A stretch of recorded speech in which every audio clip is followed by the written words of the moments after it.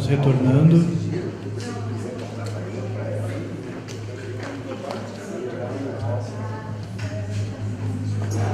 Agora todos abastecidos.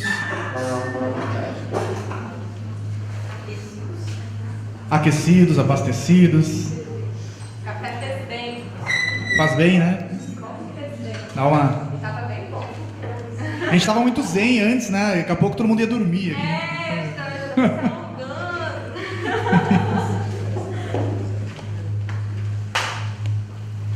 Então agora nós teremos a primeira fala oficial do evento. Ela tá nervosa, eu falo muita formalidade. Então teremos nesse momento Maria Tereza Moreira, a atual presidente da loja Teosófica Dharma de Porto Alegre e também nossa vice-coordenadora regional da Sociedade Teosófica, Região Sul, a qual todos pertencemos, loja de Florianópolis, aqui de Caxias do Sul, uma autoridade. E ela... A autoridade. E ela vai falar conosco, então, um pouquinho sobre o trabalho da Sociedade Teosófica, né? Então, para a gente conhecer um pouquinho a instituição que está nos permitindo esse momento. A palestrante acabou de fugir. Vai ficar o áudio? Eu vou tirar.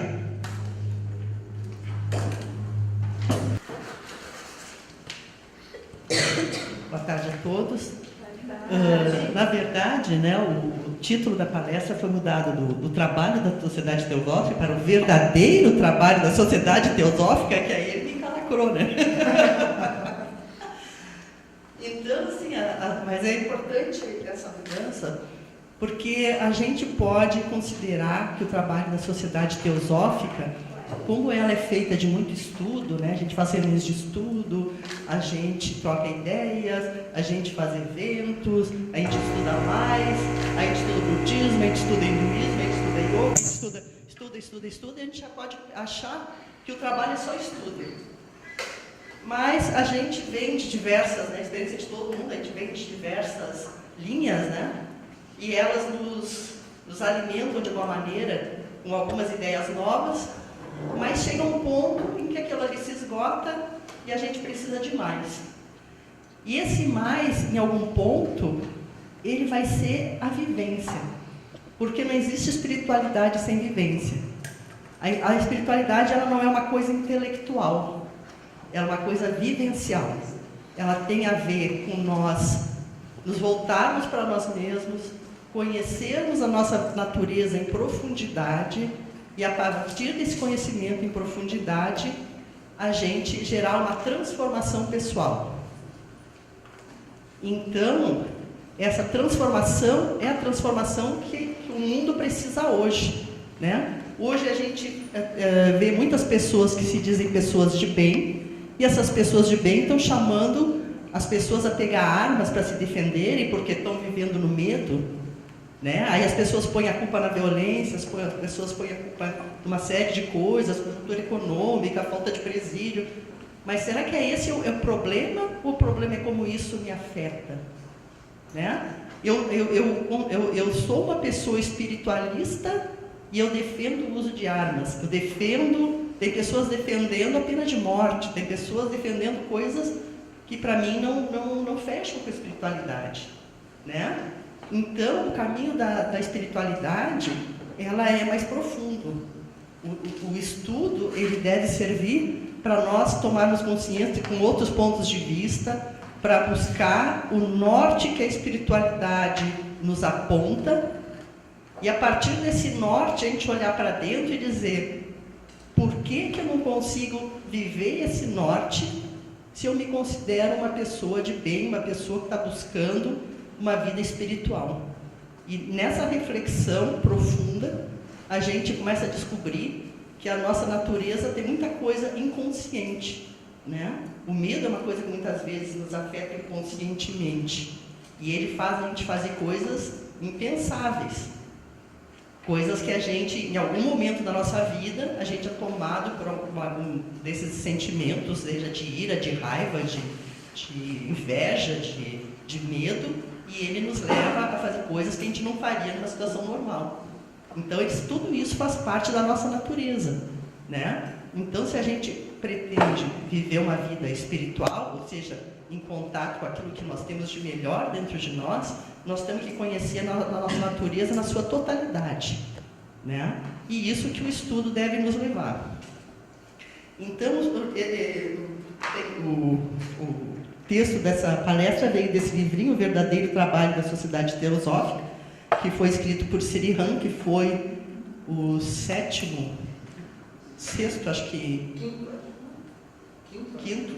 o quinto presidente internacional da Sociedade Teosófica. E ele diz assim, que a Sociedade Teosófica não serve para gerar pessoas boas no sentido convencional. E nem é uma escola de ocultismo, apesar de a gente ter muita informação sobre ocultismo. E nem para satisfazer a nossa curiosidade intelectual. Ela veio para promover a regeneração espiritual do ser humano. Então, regeneração é o que eu chamo dessa transformação. Não é mudar de uma coisa para outra, nós estamos mudando. Eu saí do cristianismo, fui procurar psicologia, como se fosse uma religião, né? A busca de autoconhecimento. Fui procurar numerologia, procurei a astrologia, todas me trouxeram muito conhecimento, fiz diversos exercícios de psicologia mais esotérica, me trouxeram autoconhecimento, mas aquilo ali tudo não se juntava em alguma coisa que me ajudasse nessa transformação, né? E como disse o Charles, né, os livros eles trazem muita informação, mas quem vai juntar tudo isso e fazer, descobrir o que serve para nós e qual é a nossa maneira de fazer essa transformação, é o trabalho que nós temos que fazer por nós mesmos, né? Esse aprofundamento nós temos que fazer por nós mesmos. Então ele coloca que esse aprofundamento não é uma coisa de um dia, não é uma coisa no fim de semana, é uma coisa que exige uma dedicação como se fosse um objetivo de vida. Porque a nossa vida é a vida que nós queremos viver, da maneira que nós queremos viver, e com a profundidade que nós queremos atingir nela, né? Quando a gente, no lema da Sociedade Teosófica, diz que não existe religião maior que a verdade. Então, esse caminho que a gente segue é o caminho de descobrir essas verdades, seja onde elas estiverem, seja os fatos da vida diária, seja as verdades e os recônditos inconscientes da nossa natureza interna, né, psicológica.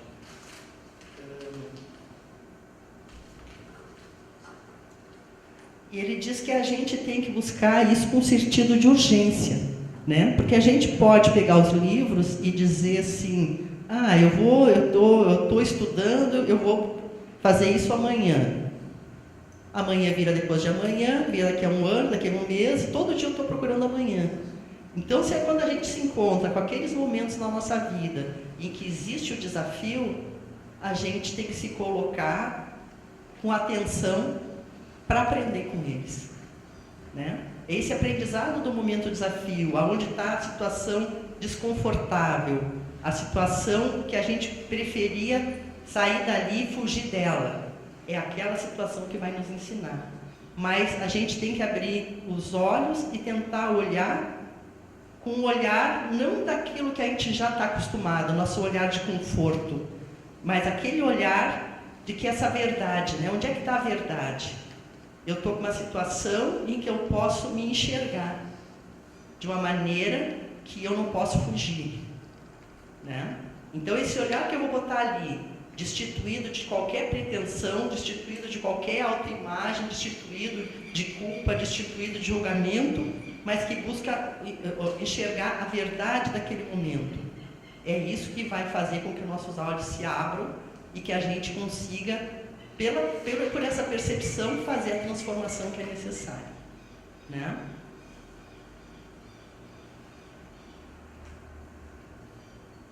Ele fala assim que esse estudo comparado, que os cientistas também estudam, né?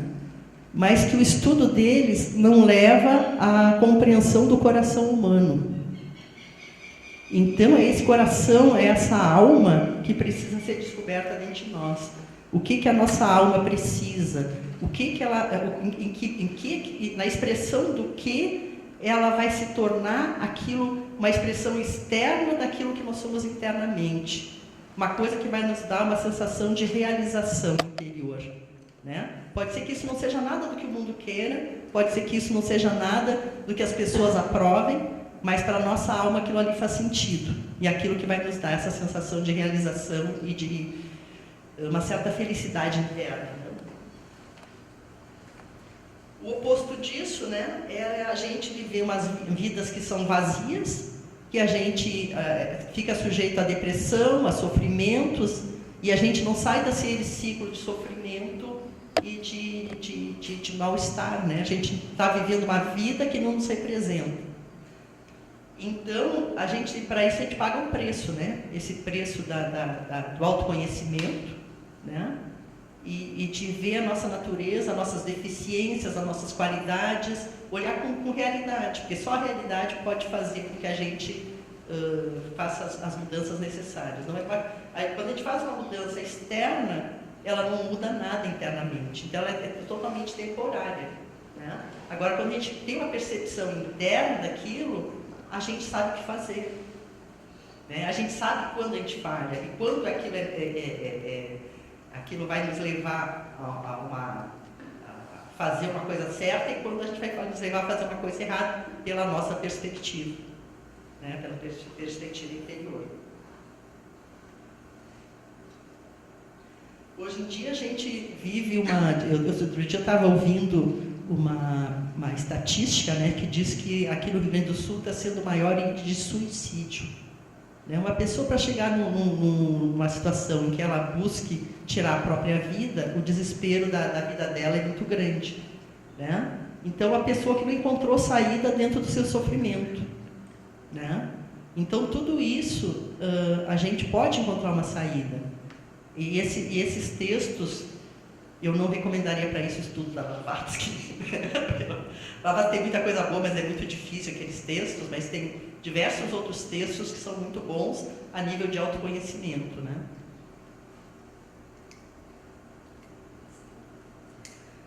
Então ele coloca assim que a tradução de teosofia é sabedoria divina, né? Então, sabedoria, ela não é conhecimento, né? Então a gente pode saber decore e salteado a citação, a página de qual é o livro, e aquilo ali não transformar a nossa vida. A sabedoria, esse conhecimento tem que se transformar em ação, na ação correta, né? Como é que nós vamos conseguir fazer a ação correta se nós estamos dentro da nossa mente essa visão mais social, essa que a gente chamou de convencional, né? A gente cresce desde a nossa infância aprendendo, copiando o mundo, né? Então a gente está dentro de uma família, a gente está dentro de um bairro, de uma cidade, de um estado, de um país, e nós reproduzimos por cópia, né? Porque ninguém vai lá muitas vezes nos dizer que tu tem que ser assim, tu tem que ser assado. A gente olha o nosso pai, a nossa mãe, nosso vizinho, a televisão, né? E vai copiando algumas coisas que têm mais afinidade com a nossa natureza, né? Então a gente é uma cópia da sociedade, né? No momento que a gente vai fazer esse caminho, a gente tem que redescobrir as verdades, né? Então a gente tem que olhar com o nosso próprio espírito crítico, né? E olhar com um olhar novo, né? Não o olhar daquilo que já sabe. Quem sabe já fechou a porta do autoconhecimento, né? Então a gente tem que ter sempre aquele olhar de quem está aprendendo. Tudo pode ser revisto, tudo pode ser aprofundado, desde que a gente olhe com uma isenção de julgamento, tentando ver a natureza das coisas, como é que as coisas operam, e tirando a nossa imaginação, tirando as nossas ilusões, né? A gente às vezes cria um mundo cor-de-rosa que a gente gostaria que fosse, mas a gente não olha a natureza da vida como ela é. E a gente tem que aprender a natureza da vida como ela é. Porque mesmo que ela não seja o que nós esperamos, a nossa versão de felicidade, ela é a realidade. É a felicidade possível, né? Às vezes isso é um pouco doloroso no início, mas com o tempo vai passando e a gente vai encontrando a felicidade da vida real, né? Porque como a gente chama isso de uma ilusão, né? Ela não vai nos levar, uma ilusão não vai nos levar à felicidade. Porque nós estamos pegando coisas pelo que elas não são. Né? A gente está procurando felicidade naquilo que não pode nos trazer felicidade. A gente está vendendo a alma em busca de uma falsa felicidade. Né? Então, a busca dessa verdadeira felicidade é o que a gente tem que buscar. Né? E a gente só vai conseguir chegar nisso se a gente conseguir perceber a realidade das coisas. E quando a gente olha as coisas como elas são, tu diz assim, tá, isso aqui pode ser bom nisso, mas não vai ser bom para aquilo. Né? Pode servir para isso, mas não vai servir para aquilo. E é isso. Não tem... Cada coisa é o que é. Né? É a realidade das coisas. Então, ele diz que sabedoria também, ela tem a ver com a nossa ação. Mas a ação, ela não é só a nível externo, né? Quando eu mexo o braço, quando eu escolho tomar uma decisão e faço uma ação, ela também funciona a nível emocional e a nível mental. Então, meus pensamentos são ação. Então, às vezes eu faço uma coisa contrariada aqui fora, parece que eu estou fazendo a coisa certa, mas meu pensamento está criticando, meu pensamento está pensando negativo, meu pensamento... Então, tudo isso influencia a nossa vida, né? Então, a gente tem que ter a ação correta nos 3 níveis. No nível físico, no nível emocional e no nível mental. Né? Às vezes, essas nossas ações internas, elas estão fazendo mais efeito do que a nossa ação externa.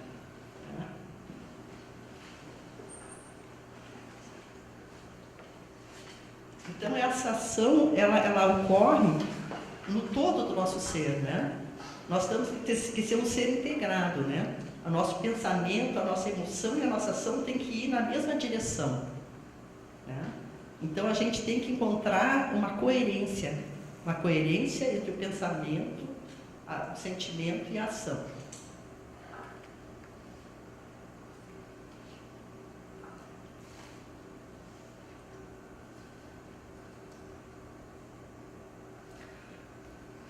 O Sri Ram diz que a sabedoria, né, que faz parte da sabedoria divina, né, o que nos torna sábios, né, é a capacidade de nós vivermos em harmonia. Então isso é interessante, né, porque a gente, na verdade, é um grande gerador de desarmonia, né? O mundo hoje em dia está numa total desarmonia, né? A gente tem opiniões, a gente sabe resposta para tudo, de uma maneira como nos toca, mas a gente não consegue viver em harmonia. E quando a gente pensa em harmonia, a gente pensa assim, eu vou ter que abrir mão das minhas opiniões. E aquilo ali nos dói. Ou a gente abre mão da harmonia para defender as nossas opiniões. Então, encontrar o ponto em que a gente consegue ser a gente mesmo e viver em harmonia é encontrar um pulo do gato, que é o que o Charles diz que não está no livro. Né? Então, como é que eu vivo em harmonia e eu defendo meus pontos de vista? Tem que ter uma coisa que os dois funcionem, que funcione para os dois. Porque eu não posso nem abrir mão do meu modo de perceber e não posso abrir mão da harmonia, porque a harmonia é onde mostra que existe sabedoria. Mas como eu encontro a saída para isso? Aí está o pulo do gato. Né? Vale a pena a gente gastar bastante tempo em reflexão.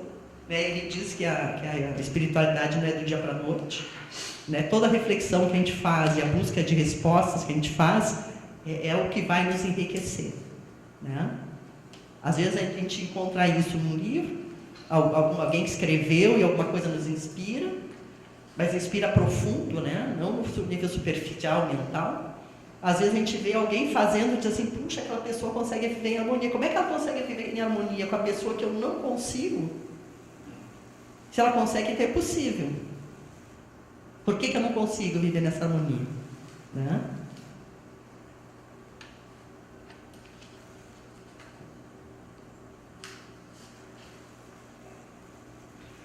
Então, ele coloca que para a gente buscar esse percebimento interior, a gente tem que ter muita atenção, né? Desenvolver a atenção. Atenção na observação daquilo que rola dentro de nós. Né? como as coisas nos afetam, porque assim a gente tem que sair daquela visão do mundo, da parte das aparências e da forma, e entrar para a parte interna mais profunda, né? Então, perceber as pessoas com profundidade, e a gente consegue perceber as pessoas se a gente conseguir nos perceber com profundidade, né? Porque muitas vezes o que a gente faz, a visão que a gente tem dos outros são projeções, né? São como a pessoa nos afeta. E talvez o jeito que ela nos afete tenha a ver mais conosco mesmo do que com o outro, né? Do com o que a pessoa faz. E essa percepção interior, que para que essa atenção funcione, né? Eu tenho que conseguir encontrar dentro de mim um ponto de tranquilidade, porque normalmente a gente está com as nossas emoções e a nossa mente a milhão. Então, se a nossa mente está a milhão, cheia de opiniões, ou as nossas emoções estão muito exacerbadas, eu não consigo ter aquela tranquilidade para olhar com calma dentro de mim, para ver os meus pensamentos surgindo, para ver as emoções surgindo. Então, se a gente está muito em turbilhão, ou a gente está identificada com os pensamentos e com as emoções, eu penso, eu sou o meu pensamento, eu sou eu sou isso. A gente não é nem os pensamentos, nem as emoções. Porque quando a gente senta para fazer meditação, aqueles pensamentos, aquelas emoções estão turbilhando na nossa cabeça, e nós estamos tentando parar, e nós não conseguimos parar eles. Então, isso mostra que eles funcionam mesmo quando a gente, sem o nosso controle, né? Então, nós não somos os pensamentos, nós não somos as nossas emoções. Então, quando a gente conseguir acalmar os pensamentos, conseguir uma tranquilidade interna, que a gente não precisa estar a ponto de gatilho, assim, de criatividade, de se defender, né? A gente tem uma história de vida, a gente tem os nossos medos, tem as nossas preocupações, a gente já foi ferido, a gente, né, já sofreu em diversas situações, tudo isso está dentro de nós.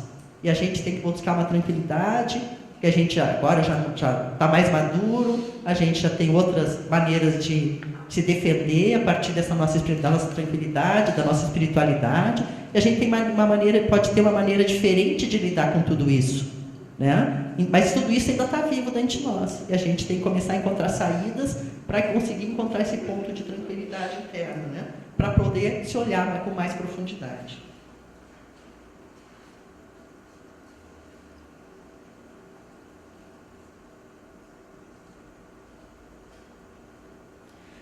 Quando a gente é capaz de olhar encontrar essa paz interior, essa tranquilidade interior, e a gente conseguir olhar para as coisas de uma maneira, ele coloca assim com uma pureza, né? Pureza por quê? Porque quando nós conseguirmos tirar talvez não seja uma palavra apropriada, a gente conseguir observar isso que se mexe dentro de nós, observar, se encontrar o porquê melhor, se não encontrar o porquê, encontrar uma tranquilidade, nós vamos estar na nossa natureza real.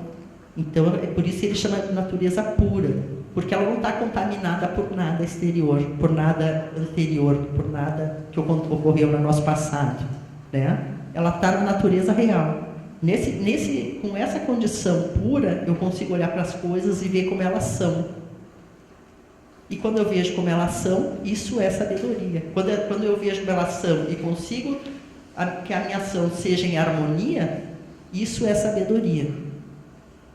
Agora, para chegar a tudo isso, eu tenho todo um trabalho anterior de autoconhecimento, né?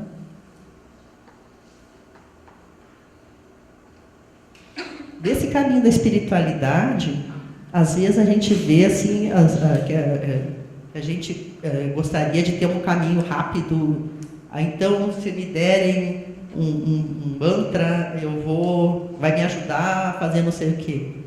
Eu acho que ajuda, às vezes, temporariamente, mas esse conseguir se aquietar a mente e observar as coisas, ele cria uma condição permanente, né? Porque a tendência é de manter mais a longo prazo.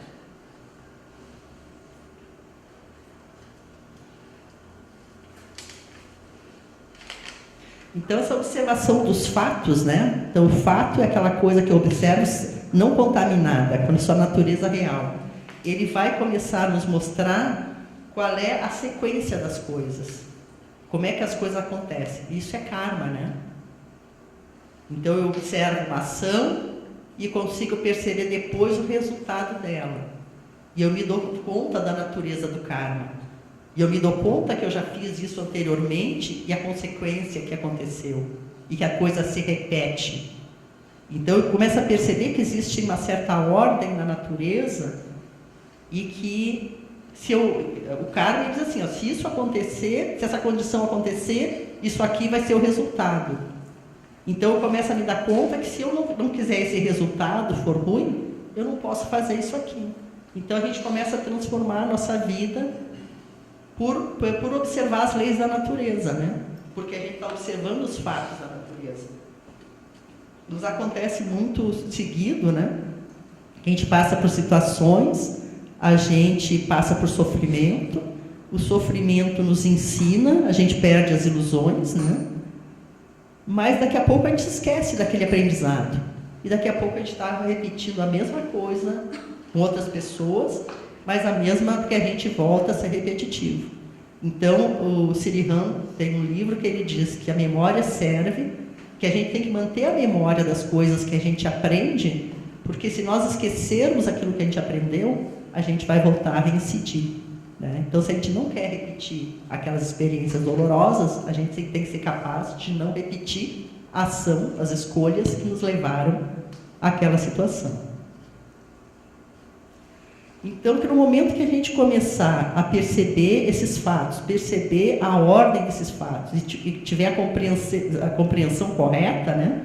Separando o que é correto, o que é certo do que é falso, do que é verdadeiro, do que é falso, que isso aí, tanto a nível físico como psicológico, isso aí vai nos trazer a visão correta, né? A percepção correta. Vai nos mostrar quais são os rumos certos na nossa vida. As palavras certas a serem ditas. Vai nos fazer as coisas certas, né? Tomar as escolhas corretas, né?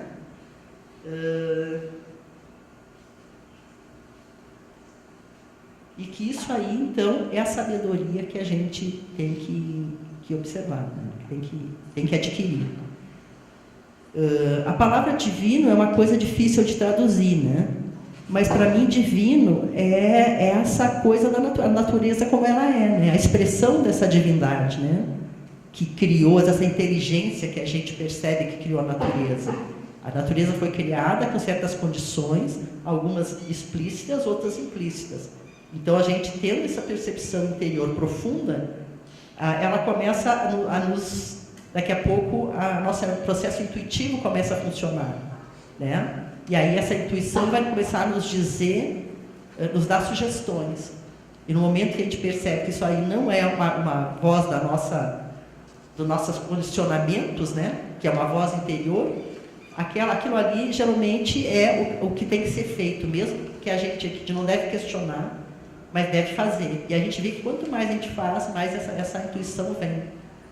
E ela geralmente nos diz para fazer a coisa certa na hora certa. A gente sabe que é coisa certa, mas a gente, por ímpeto, né, a gente faz da hora errada. A gente faz antes da hora, ou deixa de fazer porque pensa demais. Mas o processo intuitivo, ele vem e nos diz assim, faz tal coisa. E a gente tem que fazer, porque é aquilo ali que vai fazer as coisas darem certo, né? Então a gente começa a entrar em contato com a nossa natureza divina. Eu não gosto muito dessa palavra divina, que nos tira, parece um pouco o pé do chão, né? Mas esses processos que essa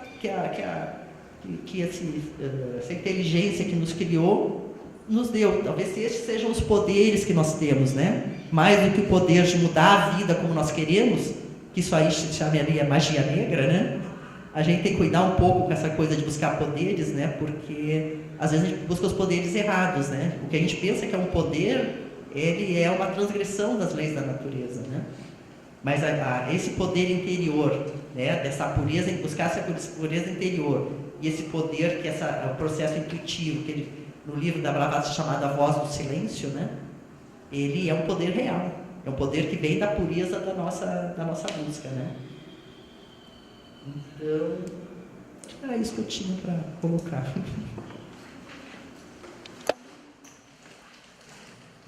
Então, sugiro esse livrinho aqui que é muito bom.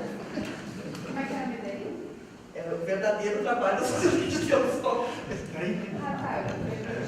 O verdadeiro trabalho da Sociedade Teosófica, lançamento da editora Teosófica, autoria do Shirihan, nosso 5º presidente internacional. Infelizmente, nós não temos nenhuma venda aqui no momento, mas em breve, foi uma falha nossa, tem vários títulos disponíveis, enfim, eles estão ali, mas, enfim, não dá. Em nome da loja Teosófica Yeshua, nós agradecemos o compartilhamento das tuas vivências e conhecimentos e o trabalho de ter vindo conversar conosco. E nós temos brindes dos nossos apoiadores. Então, farinha orquídea, fazendo o melhor para você. Nós temos os brindes.